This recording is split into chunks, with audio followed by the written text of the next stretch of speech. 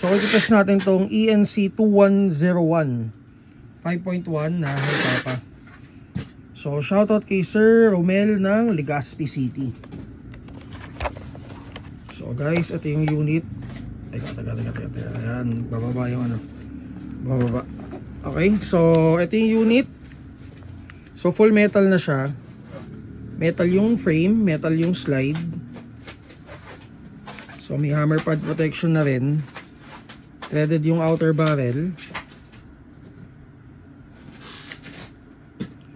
And then may magazine capacity siya na ano na 26 rounds. And ang price pala nito is 4K. So guys, sorry lowbat yung Corona natin. And ang ano niya, FPS niya out of the box. Ano naman tayo, madalas naman tayo nag-test nito. Nasa around 300 to 320 out of the box. Okay, Corona natin. Ay, i-test natin. Corona tuloy. Ayan.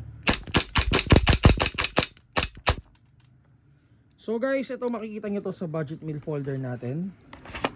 And kung may mga questions kayo regarding this unit, mag-PM kayo sa page namin, Mavs Hobby PH.